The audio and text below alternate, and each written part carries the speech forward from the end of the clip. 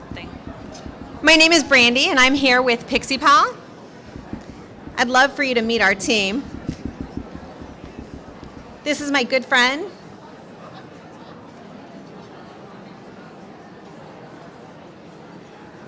This is Krista. This is Krista. And I'm here joined with Sarah Cruz and Alexis Martinez, who's going to be walking the crowd. This is an interactive presentation. We'd love to hear from all of you. So PicSeePal was born out of a need. We saw that there was a need in classrooms, a need in countries all over the world where maybe you don't have a printer. Maybe you don't have access to a laminator. And then we saw a need in classrooms. In some of those situations where we're tired of laminating and Velcroing. We even see AAC devices come into classrooms that don't have a backup.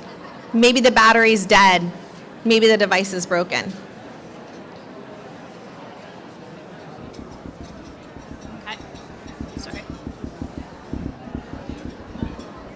Okay, so the PicSeePal process, we like to call it in a nutshell, is you take a screenshot of your favorite pages on your high-tech AAC devices, and you insert them right into our template, which is available on our website, and we'll kind of show you a demo of that.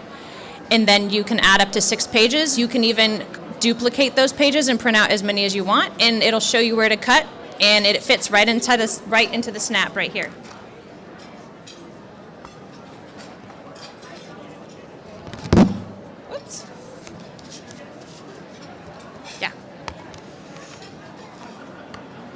So here's a quick video, just kind of shows you a little bit about it.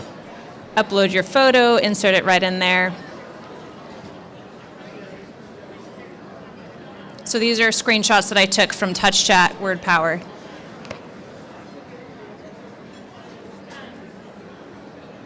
Make sure it's in that black line, and then you just cut around that second black border, and you insert it right into the snap, and it fits.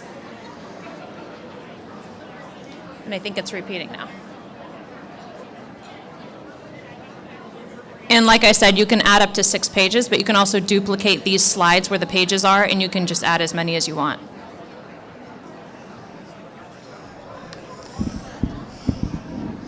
I could never do this with my high tech.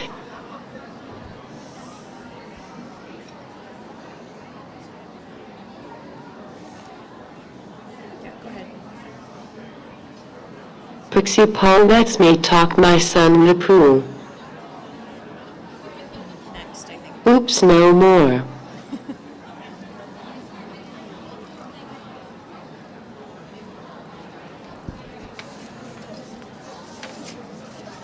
Is that me?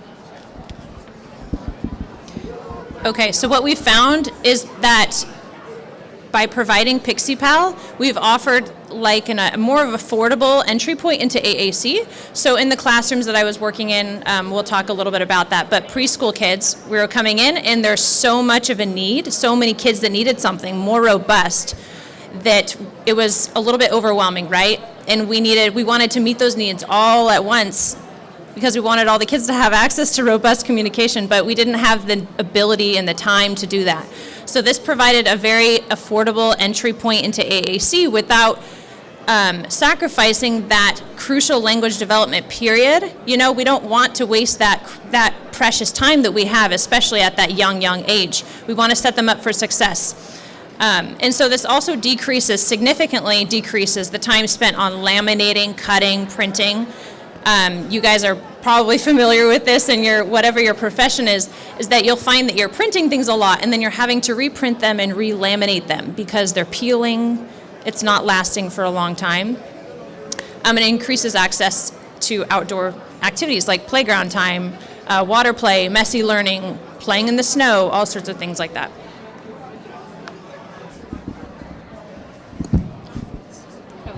Okay.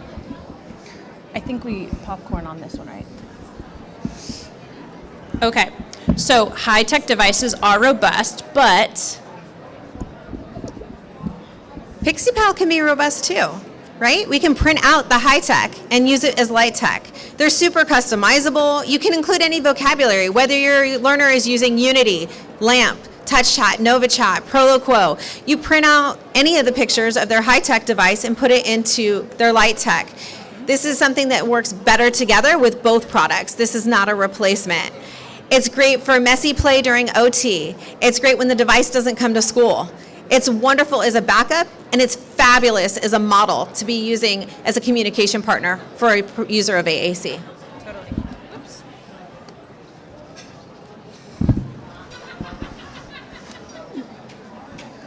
My PicSeePal is washable. It is lightweight with a strap. It is splash-proof. We are better together. Better together. Okay.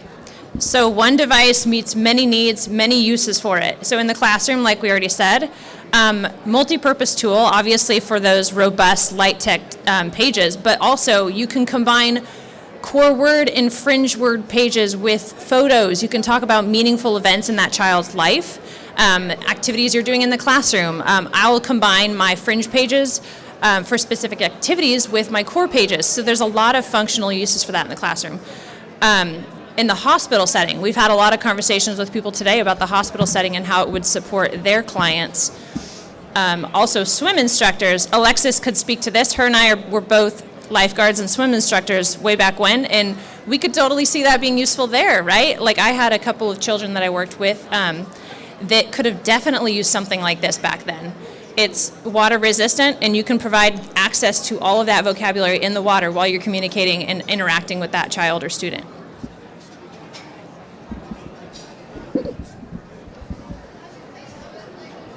So we've also found that PicSeePal is great for those that are new to AAC, whether that means you're in Guatemala, Cambodia, Thailand. We've brought PicSeePal all around the world to make it accessible in places where it's not safe to carry any kind of technology on the street. We're building capacity in other countries through the NICA project in San Francisco State's Building Bridges program, where students are going and training those communication partners with PicSeePal and helping them to get access to AAC in a place where maybe they didn't have access before. We have global collaborations with Seaboard, which is a free AAC app that is available on the internet. It can be used both online and offline. We have collaborations with UNICEF, and as I mentioned, the NICA project has connected us with the OIC Cambodia and Catherine Dorney. Yeah.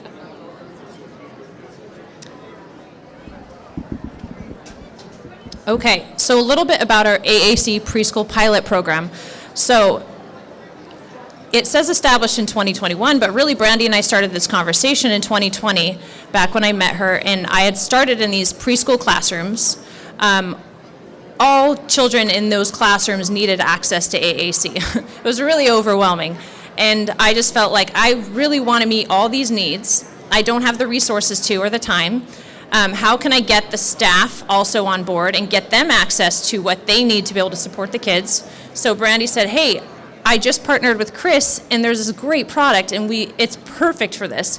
So we brought in the PicSeePals. Every child in the classroom got a PicSeePal, and every staff in the classroom got a PicSeePal. And we'll kind of talk about that process of us supporting those teachers and the staff in the classroom in our kind of our process in providing that support and access to more robust communication. So what was happening in the classroom? AAC wasn't being used. Only PEX books were out. They were using the picture exchange communication system. They were only out at mealtimes. We came in there in the morning and they had choice boards and visual schedules on the wall, but there was no, you would look around the room and the PEX books were only in the cubbies and came out at lunch, went back in the cubbies after lunch. Staff were reluctant, but they were kind of interested. You know, they had seen what I was doing and they wanted more, but they didn't quite know anything about it and wanted to learn more about it. Teachers were cutting and printing and laminating so often. They would send a para to go do the work on a Friday and they would be gone for about an hour or so to do all of this every week. Yeah. And so, you know, that's a lot of time that you could spend just, you have this all ready to go, and you could spend that time collaborating on a Friday for an hour. How can we support our kids the next week instead of spending that time laminating and cutting and printing? Children are mostly requesting, right? This is a pretty common thing that we hear too. A lot of requesting, not a whole lot of like, wow, awesome, delicious, like cool, not a whole lot of other fun communication that's happening in other classrooms that should be happening in these preschool classrooms as well. Communication was very prompted. Behaviors were overwhelming often for staff and children, and nearly every preschooler needed this AAC support, which was about 60 kids that I had at that time. So, like I said, what if we could get this whole class, all of these classes, access to AAC? Go ahead. So Sarah brought me on for the initial training. We thought it'd be really important to do this before school even started. Get all of the staff the week before school starts trained on the basics of AAC. I really believe in Project Core, so we used a lot of their free modules and let teachers know that if they wanted to know more, if SLPs or staff wanted to know more, they could continue their learning process by accessing the Project Core website. We delivered all the PicSeePals. Every student in these classrooms in the pilot had one. Every staff member had one. And we decided that it was going to be really important for ongoing training. A one-time training, oftentimes it's hard to continue to implement. So you need to make sure that you have some type of professional learning committee that is meeting each month to talk about how's it going? What's working? What's not working? That's a really important question to answer. Then we need to provide ongoing support to that PLC committee. So Sarah's the boots on the ground, meeting with those people in the PLC committee and in the classrooms. I was zooming in and answering some of those questions and providing any additional training where we saw any gaps that were not happening or obstacles that were happening. Then we decided it was important to measure progress. We did pre and post data. All that's available free on the Project Core website. We downloaded some of the pre and post assessments. And I don't think it's as important to assess the students, but the communication partners. How did they feel in modeling? I wanted to know at the beginning of the school year, how do you feel about being someone that's modeling AAC, and how do you feel at the end of the school year? Then you have some data to go back to your director and say, this is why this pilot worked, and this is why we should do it next year. Let's expand the program. We started with 3 classrooms, we moved to 5, and we're doing it again next year.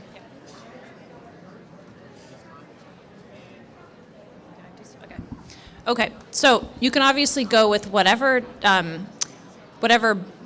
system you want to go with for vocabulary, whatever grid size, but we ended up going with touch chat. We wanted something that was pretty robust. We chose 60 basic, and also another reason for this was we had chat editor. We could display on smart boards.